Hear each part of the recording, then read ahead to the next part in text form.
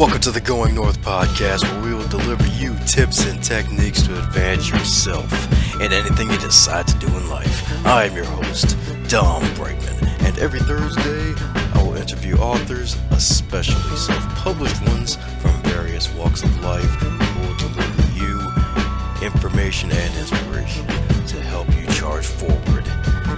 On a quick side note, be sure to check out my book, Going North, on Amazon.com. It's available on ebook, paperback, and audiobook. Now let's get on with the show. And today on the Going North podcast, we have, you guessed it, another author, but not just any author.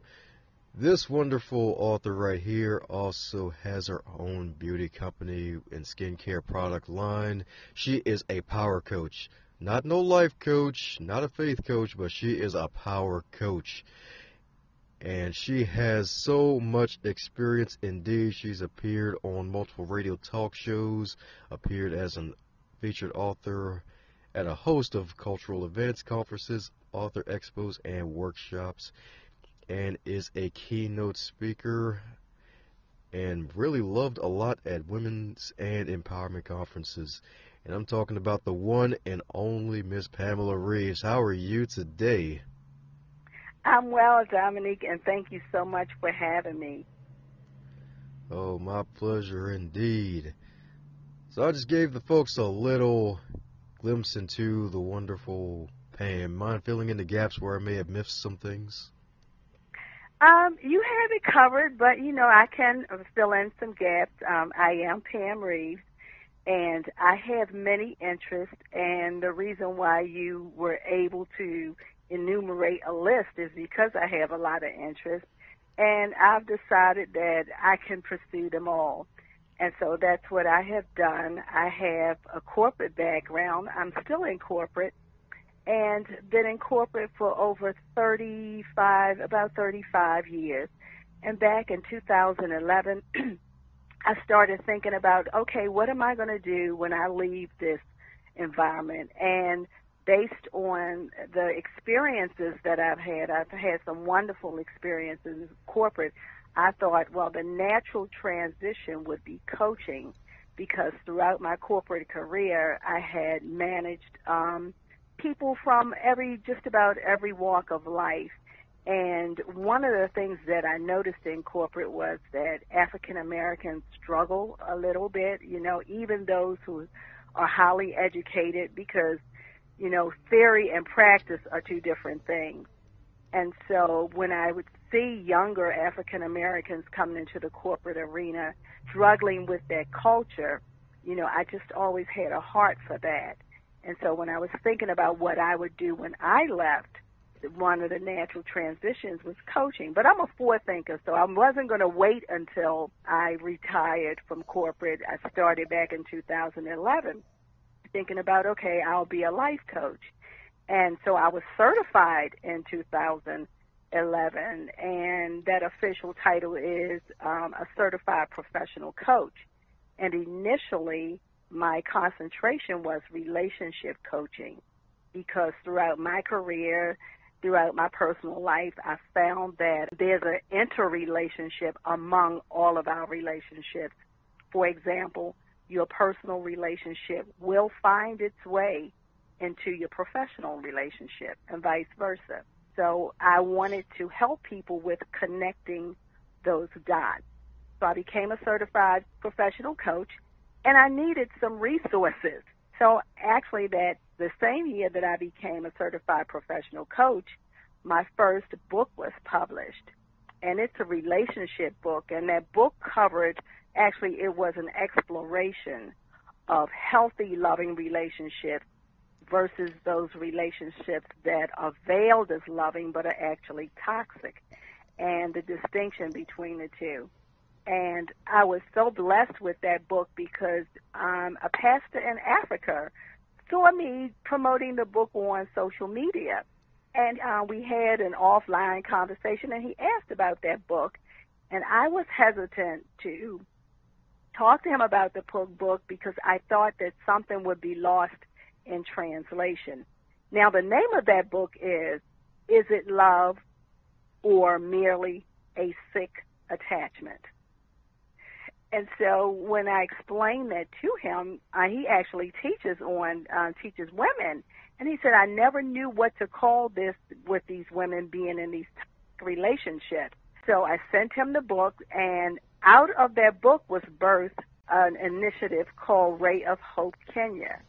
So for me, that was like a full circle experience that I have written this book, and my first book was being used on the continent of Africa as a teaching tool, because his position was that a lot of the Kenyan women were in toxic relationships because they were not self-sufficient, and there was that connection between the two of them. Then in 2012, I co-authored another book with 24 other women, and that book was about being an entrepreneur, female entrepreneur. And each participant devoted a chapter to the book, and that book is called The Glamour-Less Side of Entrepreneurship, What They Didn't Tell You. So each of the participants, we sort of just shared our journey and some of the things, the realities of being an entrepreneur. There's a lot of times on social media, those platforms, everything looks glamorous. When we post, what we're accomplishing, everybody's cheering us on, and you have your life together, and so many wonderful things are happening for you, just like you introduced me. And the reality, yeah. So it sounds amazing, and it's right, it is amazing, but also it is very, very difficult. That's why you have to be committed to whatever you're going to do. You have to be committed, and the reality is that it is difficult.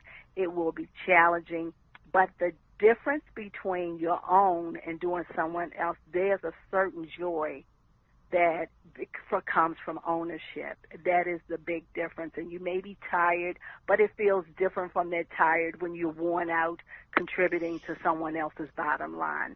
There is a big difference. So that's what that book was about. And then 2014, I decided, I'm one of those people that I'm not going to be boxed in. I decided to do something totally, totally different. And I self-published my first novel, it's called Loving Scott Harrington, Bound by Dark and Dangerous Affections. And that novel is about a slave who becomes emancipated at the age of 17. But his life struggle is emancipated but not free. And his entire life is the clash between slavery and freedom, war and peace, and the taboo practices of voodoo, witchcraft, and Christianity.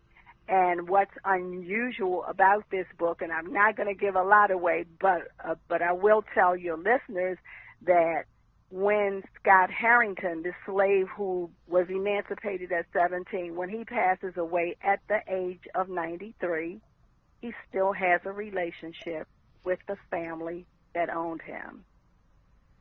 So that's the book. So that's what, as I said, that's my life as an author. I love speaking to audiences about my life and with respect to power. I think you probably know that my platform is Power Living. And when I talk about power living, it is not from a place of arrogance, but it's from a humbling place and learning about power, pure power, and that we all have power. Some of us know that innately. Others are not aware of that, but we all have power. For some, it may be in its latent stages, its dormant stages. Others, in its awakening stages. And still, there are those of us who are fully aware of it, but, we're ready to go up another notch. And considering everything that's going on in the world, we're living in challenging times. We're living in some very interesting times. This is the time for all of us to embrace our inner power and to decide we're going to live our lives from a position of power. We're not going to stay on the side and be spectators, but we're going to be in there. We're going to govern what happens in our lives, and we can do that I like to spell the word powerful, Powerfull, because I sincerely believe, and it has been my experience, and I've watched very humble people, that we always have power. So that's why I put the Full to remind us, to remind ourselves, I always have this. Even when I have a weak moment, that doesn't make me weak. You know, that's just a moment. I still have the power to change my situation. I have the power to get the desired outcome, to uptick my lifestyle. We do have that power, and I believe that when we embrace it and when we own it, then we change the course of our lives. Now, I will say that I can tell you that you are powerful, and we can tell your listeners that they are powerful. But until each of us acknowledge our own power, for us it doesn't exist. You know, so that's key, that we must acknowledge that power first if we are going to live our lives from a position of power.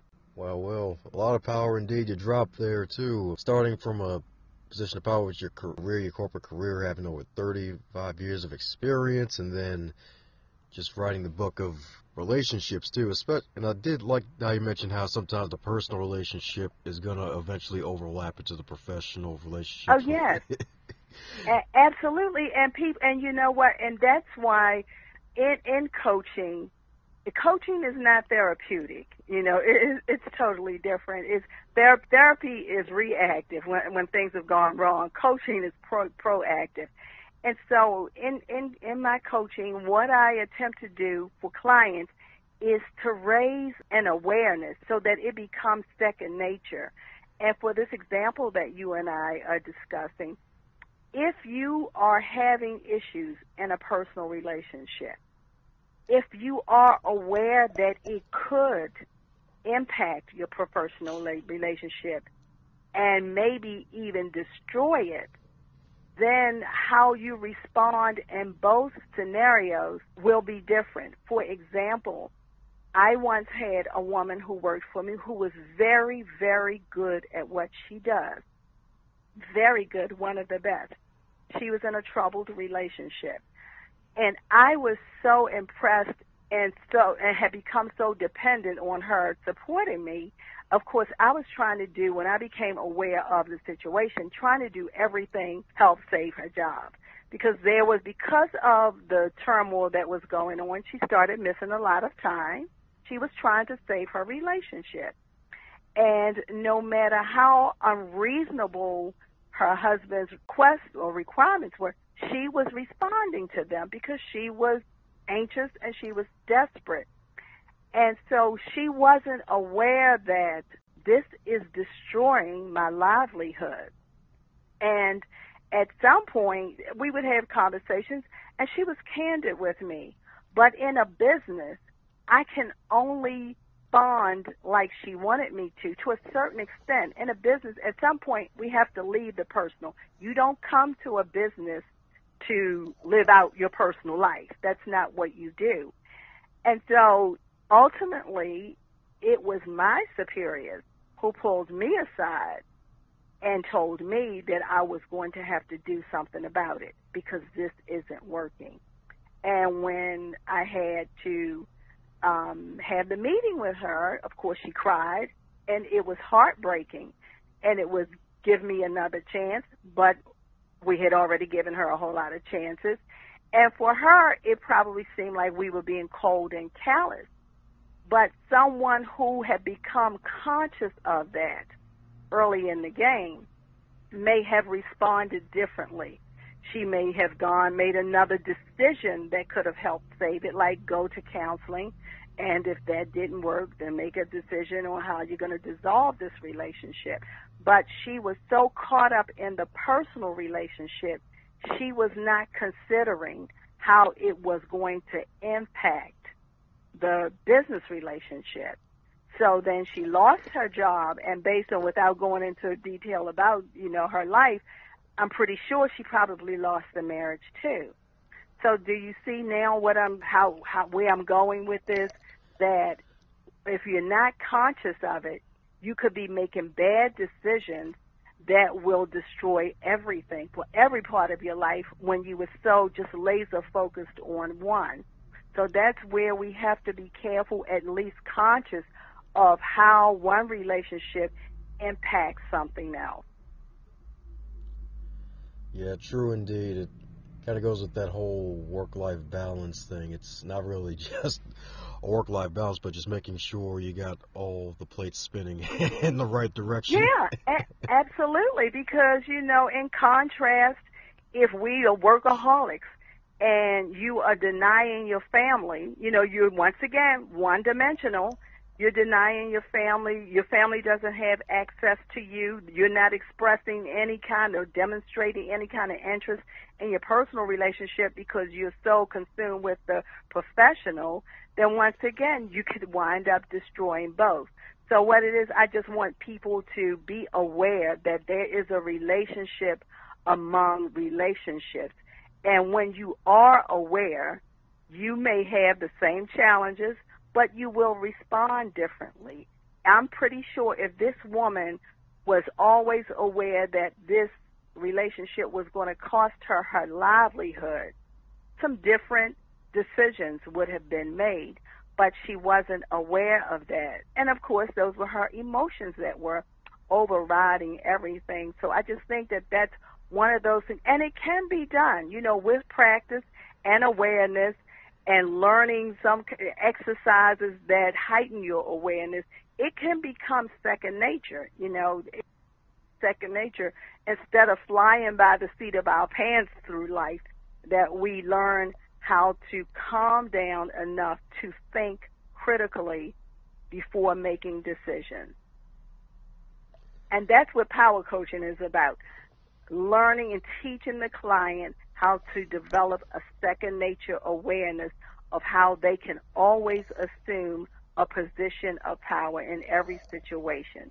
And when I speak of assuming a position of power, I am not speaking of hostile takeovers or injecting and inserting yourself into other people's lives and their spaces, and I'm going to win and you're going to lose. You're going to be toast when I'm finished with you. No, that's not what I'm talking about. You can execute, or you can assume a position of power just by walking away. Now some people would think, okay, well, you lost if you walked away. You didn't win. But no, to walk away, you decide that I'm going to leave this situation on my own terms. That's more powerful than remaining in a relationship, fighting until you exhaust all of your energy and then lose. Wouldn't you say? Wouldn't you agree? It's Definitely. Much more powerful to walk away on your own terms. And I always say, with respect to an argument, you cannot lose an argument you never participated in. You can't. It's true. It is true indeed. Yeah. So you won. You know what I mean? While the other party exhausted themselves and wore themselves out fighting, you cannot lose an argument you never participated in. You didn't. So it's just developing new perspectives. Instead of feeling powerless, that they just annihilated you in this argument, or feeling like, okay, I've got my nose bloody, everything else. But there's that sense of power. Okay, I didn't like where it was going. I didn't like what I heard. And so I decided I was going to remove myself from this. And so I did get the desired outcome. And that's me not being just annihilated. So there is power in walking away. There is power in silence. There is the power of silence. You don't have to respond to negativity. There's nothing that should compel you to respond to it. So, as I said, this walking and working in power, it's just a different perspective, and it's developing that second nature awareness so that it becomes as easy as breathing. It will, I promise. So what trials did you have to overcome to get to that discovery of turning things into your second nature, a habit per se? Well, you know what? This is, and this is really interesting. It came from the environment in which I grew up in. I grew up in the inner city. I'm the youngest of 14 children. Wow.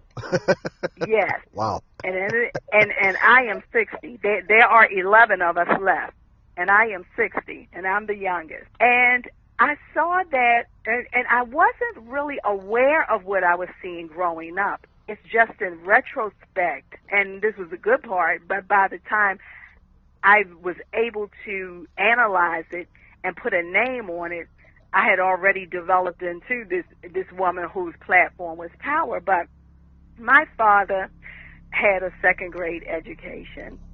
He taught himself to read from the Bible. Nice. And my father and he taught himself to write. And so I saw that as this man who decided he was not going to be helpless, but he was going to be a powerful man in his own right. And my parents were Christians and very devoted. And so I heard them speak constantly about the power of God growing up. And when they were confronted with anything, it was the power of God that was going to sustain them, that was going to turn things around. So here's this man who had a second grade education. He teaches himself to read from the Bible. And in that faith-based community, he becomes known as a Bible scholar because that's how, he just taught him. He was so determined. And so this same man who has all of these children, bringing them up in the inner city, we were never on social service. We never did anything like that. In 1936, during the Depression, my father purchased his land. And on that land, my father raises hogs, he raises vegetables, so he fed his family. There were people who bought from him, so he was able to do that. He worked at Bethlehem Steel Company. He retired from that. So I saw all of this, the power working in this man's life, who to others may have seemed like he had nothing. But my childhood, I have to say, it wasn't one where I was, just destroyed emotionally or anything. It was just growing up in this situation where people were defying the odds. My mother, she was able to take, this home that the structure may have appeared dilapidated to others, but she had such a knack, and she was creative. She was creative that she sewed, she made our clothes. So I didn't even know I grew up in poverty until I was an adult. I didn't know that.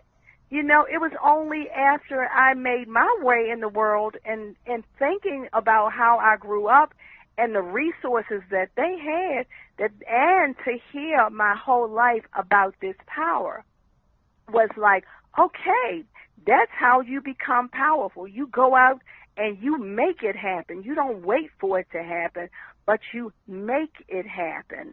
So still growing up in the inner city, you see all kinds of tragedies, and so all of those things were shaping me. But as I said, I was in this situation because even growing up, we may have seemed to have had to some less because we were the family that had a ton of children, but we were not suffering in any kind of way. These people who came from the South, who had what others thought were no resources, they created this life for us, and they are responsible, and that's where I learned that from. So by the time I became an adult, I viewed power as my law of attraction. But God, in His infinite wisdom, knew I was going to need it because, as I told you, I worked in corporate for over 35 years, and closing in on 40. I've always worked with very, very large organizations. And so in that regard, in what I've done and the people I've been exposed to, I've very seldom saw people who look like me. And you have heard people say that corporate is a jungle, and it can't be. Had I not had the training that I had from those humble people, even though I'm educated, but still the training that I probably would have never made it in corporate because I wouldn't have known my power. I wouldn't have had the confidence that I had from these two people who others may have thought was little to nothing.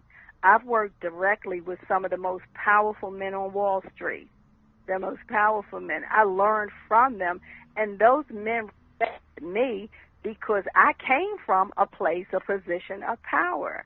I did not bow down. I did not treat them as if they were some gods, and I was desperate. As a matter of fact, for that particular opportunity, they discovered me. I didn't ask for them. They came to Baltimore, and these were New York executives, and they purchased this company called Commercial Credit. And I had just come back from commuting to D.C. for Amtrak, and I was in labor relations there. And I had come back to Baltimore to Commercial Credit, and I was working in human resources. It wasn't a year before this group of New York executives purchased Commercial Credit from Control Data. And so I didn't know anybody, and a lot of layoffs were going to occur. And I've learned through my years in mergers and acquisitions, you have massive layoffs when that happens. So I just assumed that, okay, I'm the last here. As African American, that thought in the back of my head, last hired, first fired. And but this group of executives discovered me, and I had one of the most amazing experiences in my life because they developed me professionally. And so having learned from them, I've been able to handle any corporate environment that I have been in.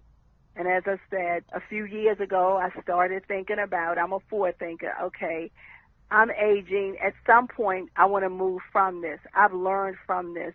I've contributed in a major way to some very big bottom lines. If I can do this in corporate, I can do this for myself.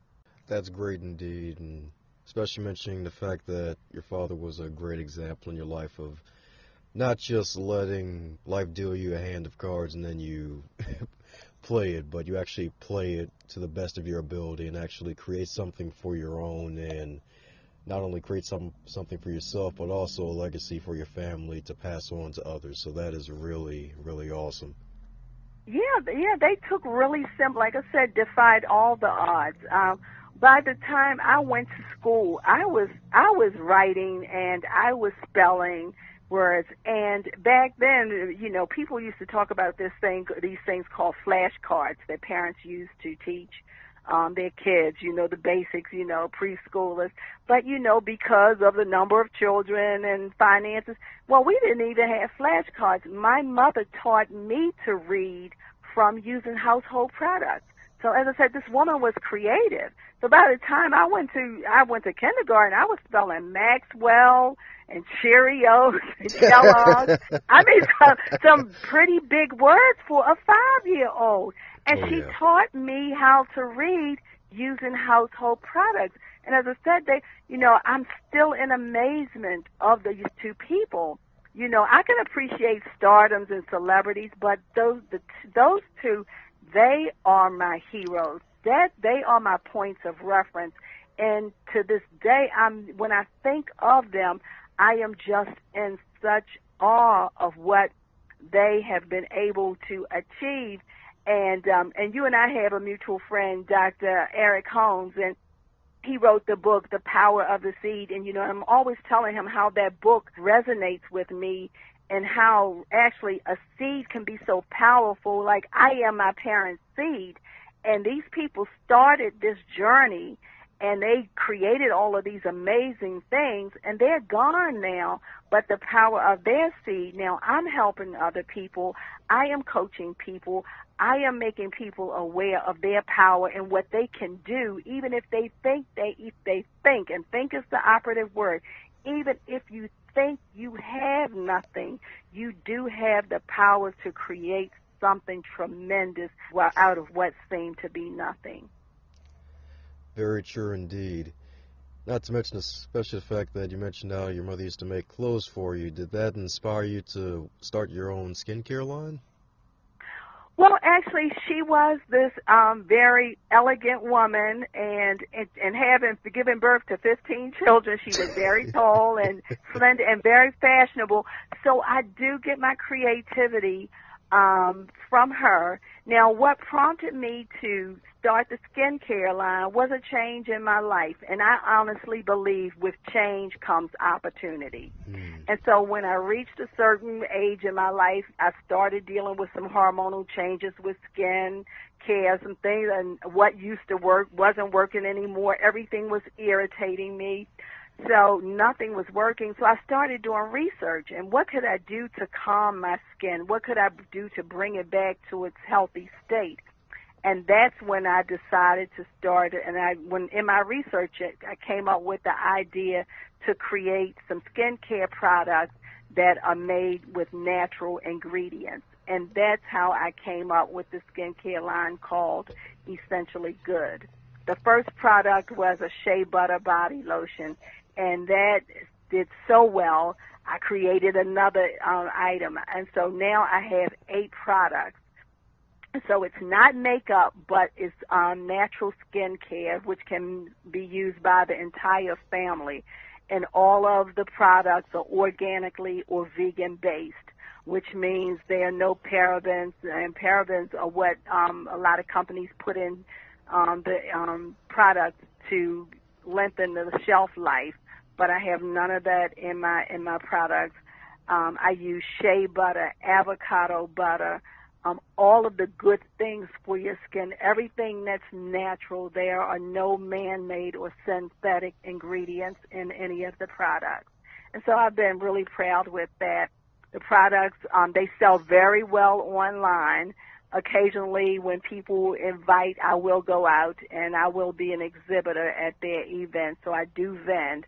But a lot of the products are sold online, which has given me access to customers all across the country. Beautiful thing indeed. You're the first guest I've had that actually is not only an author, but also the owner of their own skincare business.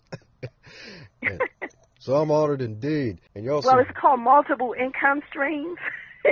There you go. Yeah.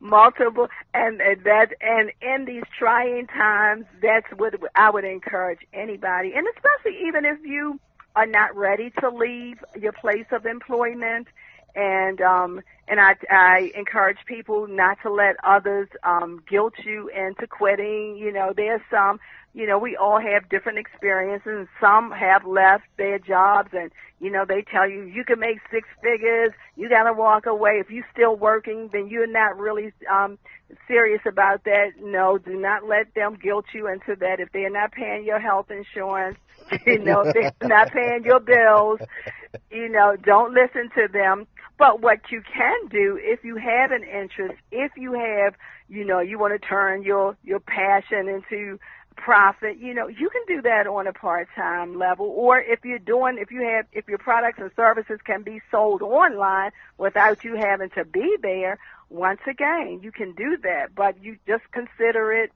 you know, multiple income streams. Some people, especially small business people, you may not be able to afford health insurance. Why not continue to work for a company and be under that umbrella that has a couple of hundred, if not 1,000 employees, which would make your premium lower? So there are some small business owners who are staying in their corporate jobs or larger jobs working for someone else just to get the health care benefits. So we have to determine and arrive at a position, what's best for you. You know, it's great hearing what other people are accomplishing, and we should applaud them, and that should be inspiration, but we still need to consider what works for each of us personally. Oh, yeah, that's some real power indeed, because if you ain't taking care of yourself and doing what's working for you, then you're wasting a lot of time. That's right, and you will be frustrated because, you know, someone else told you that you could make 6 figures. Well, it takes a while to do that. I mean, I don't sell that overnight success stuff, you know, and I see through a lot of those perfect little Facebook lives, you know, that you say, oh my God, they're doing so great. Why I'm not doing that? Well, it is not, and you probably know this for yourself, it is not an easy hustle. It takes a lot to run a business. I don't care how small it is. It takes a lot to run a business. Yeah, that overnight success thing, I think the real meaning of overnight success is that they had to work overnight a lot of nights to finally get successful. I love that. That is probably the true meaning of it. That is probably the true meaning of that, because it takes, I mean, even your large companies, you have to, look at what they do. Like when I worked for Citigroup, it was considered the largest financial services company in the world.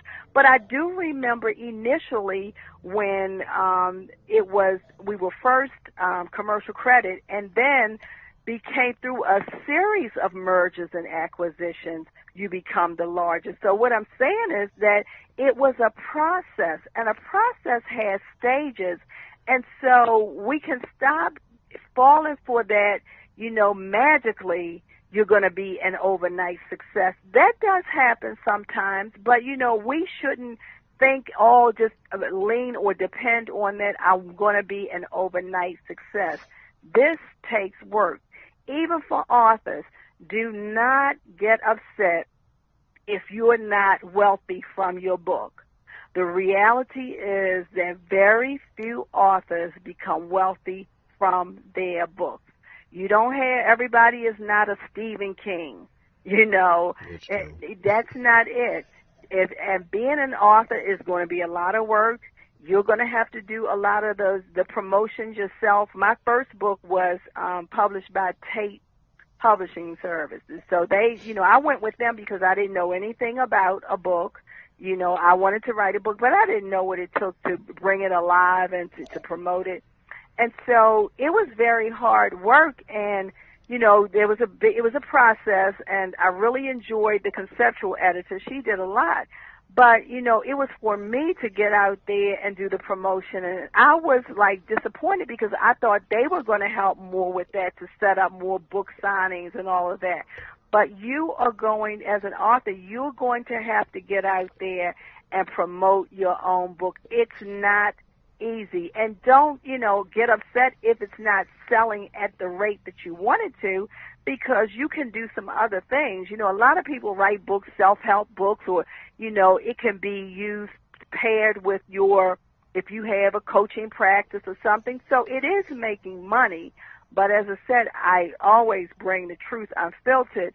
Not everybody, and it's not a lot, there are not a lot of authors out there who become wealthy from their books. That's not it, And the satisfaction should be that you're getting your message out there, that you are conveying it, that you are helping people, and a book never dies.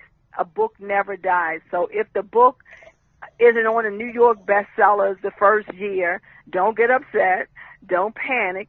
And the other truth is about the New York, and that's a great tag to have, but not all the best books wind up on the New York bestseller list. True. That's established by how many books you sell.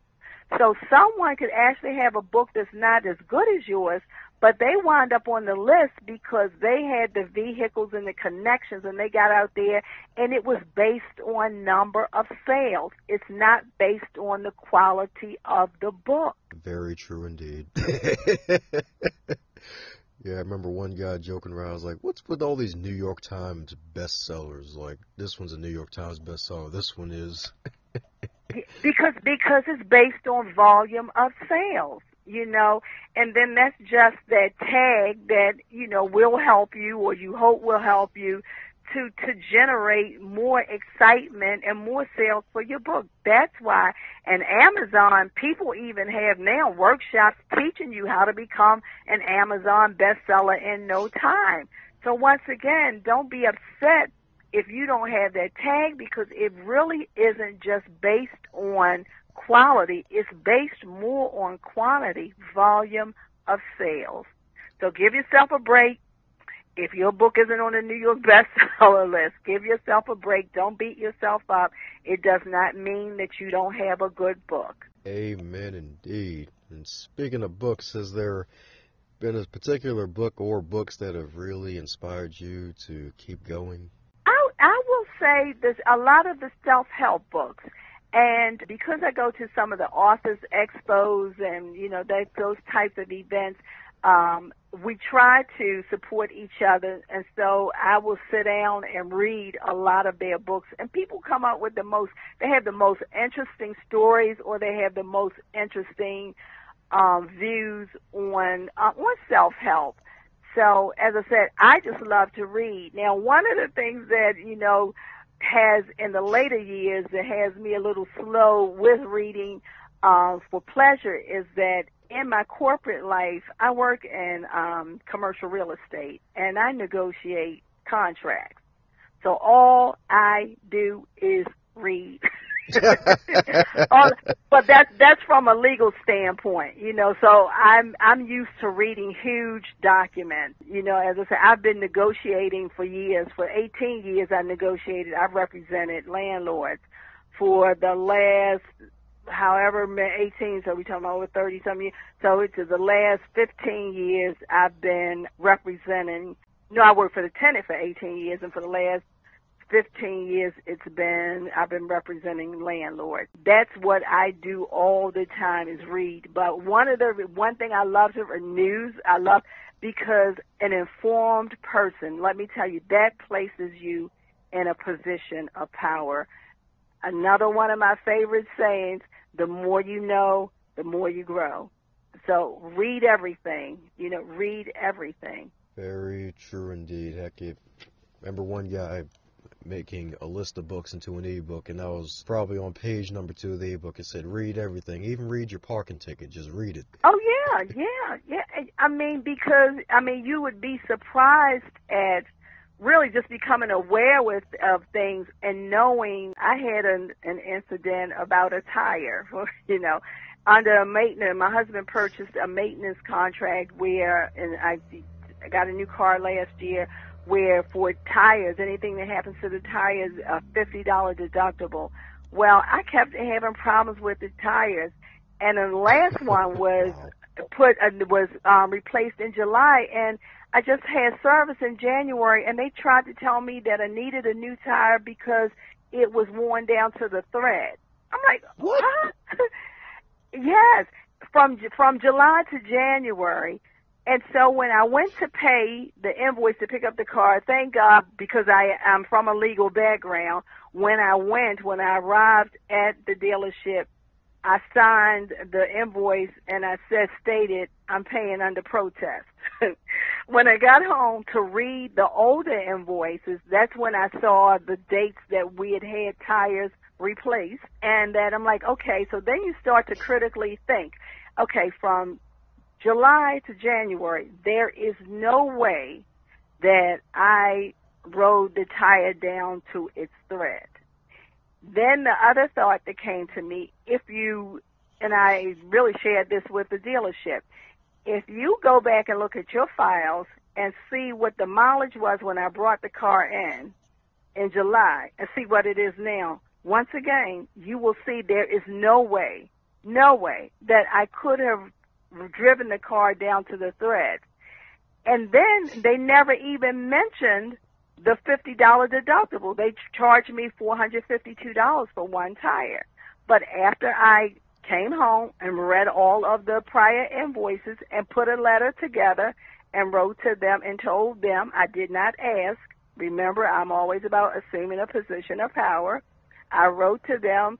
I explained the dates, what was in the invoices, and I told them to send me my money back, except for the $50 deductible. Still being reasonable and acting in good faith, because I was willing. Okay, there's a $50 deductible. They eventually sent the entire $452 back. So that is why I'm saying things like reading everything, being aware, being informed. Those are the types of things that collectively allow you to assume a position of power. So when you have all of your evidence, when you are fully aware of what your rights are, you have the confidence and the courage not to ask for what you want, but to tell the other party what you want. So I was in a position to tell them, send my money back to me. Definitely. And that's how all of this comes together. That's what I'm talking about when I speak of developing a second nature awareness of how to assume and operate from a position of power. So coming down the pike here with all of your experience gained in learning from your extensive experience publishing books, starting multiple companies, having all these streams of income, what advice would you give to yourself if you were 25 in 2018? Advice I would give is to tap into, activate, and unleash the power that lies within me. And what I love about today is that youth are not depending on company to bring them their wealth. And when I'm talking about wealth, we all have different measures or thresholds for what is wealth. I hear so many young people and see so many young people who are being entrepreneurs. And that's because they know they cannot depend on what we depended upon when I was coming up, like being connected with a large company. And I just love that about the millennials now. And I would say don't stop that. You have so much power. You have so many gifts and talents. And you are just as good as those who are operating large companies. So know your power. Acknowledge your power. That's the first thing I say. Acknowledge your power. Embrace your power. Activate your power. And you are unstoppable. You are unstoppable. We will all come up against adversity. We will have challenges. But the difference is how the powerful person responds versus the powerless person. That's the only difference. Powerful people are not going to be exempt from trouble. Powerful people are not going to be exempt from heartache. It is how you're going to respond to it and the impact that controversy and things that happen, and it's the impact that's going to make the difference. I'm with a lot of people, I'm concerned. I see what's happening in Washington. But, Dominique, I have no fear of how it's going to impact me. Awesome. It's true indeed. True indeed. And so that's my advice. Acknowledge your power. It's there. It's there. And, that life is a process. It's a process, and processes are steps. So do not become discouraged if the process isn't fast enough, because at the right time for you, if you don't give up, it will happen. If you give up, nothing's going to happen. So you may as well keep going until something happens, because giving up isn't going to solve it. Giving up means nothing is going to happen. And that's why I just think that we have to help each other, inspire each other, and motivate each other and be examples for each other, so that we can constantly see, and know, and be inspired that we have the power to deal with any situation, especially for African Americans. Hey, our history has always been difficult. But in every generation, we produce phenomenal people. When I think about the story about hidden figures, there are tons of hidden figures. Mm-hmm. But what we have to do now is to make sure that they're no longer hidden figures, that who would have been a hidden figure is brought to There are tons of stories like that. We throughout everything, landing on these shores, we were executing power. Before we got there, there were some slaves who, decided that they would rather go to the bottom of the sea than to come and be shackled. That's power. I'm not going to allow you to do that.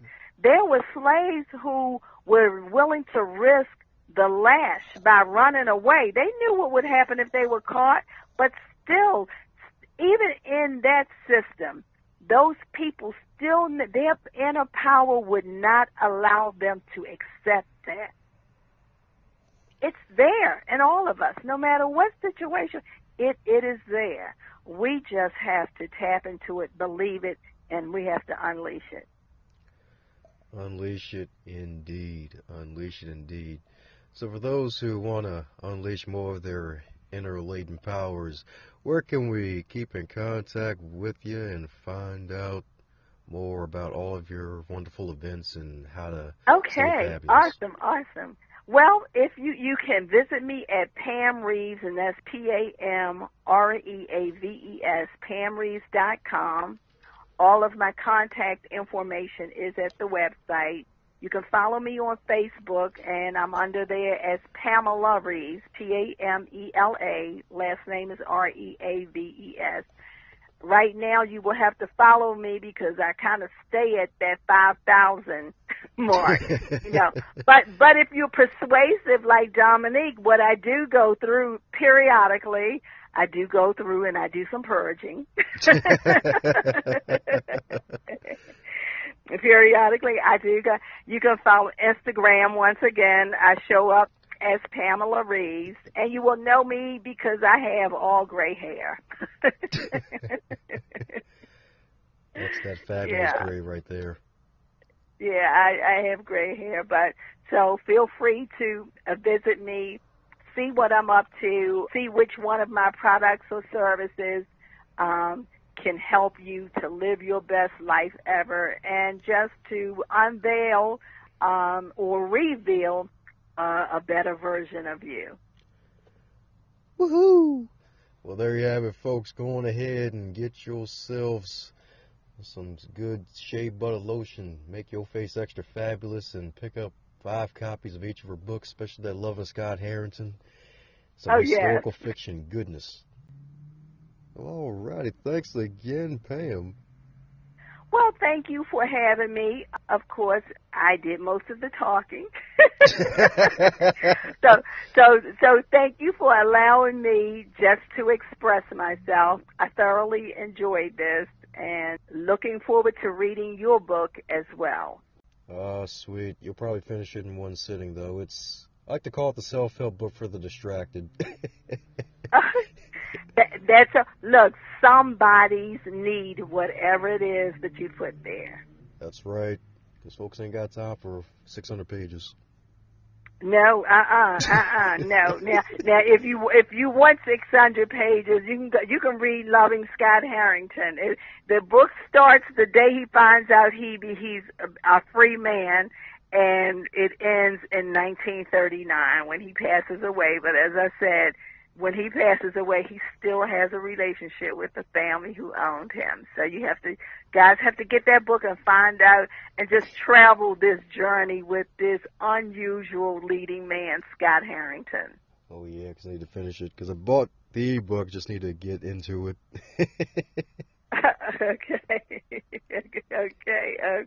Okay.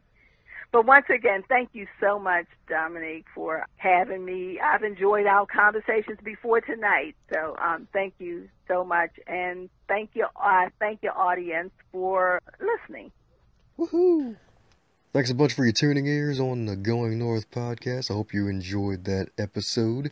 Be sure to, once again, check out my book, Going North, on Amazon.com and CreateSpace.com. And if you'd like, feel free to follow me on social media at Twitter, Facebook, and Instagram, all at Dom Brightman, YouTube at Dom Brightman. And if you want to connect on LinkedIn as well, I am there at Dom Brightman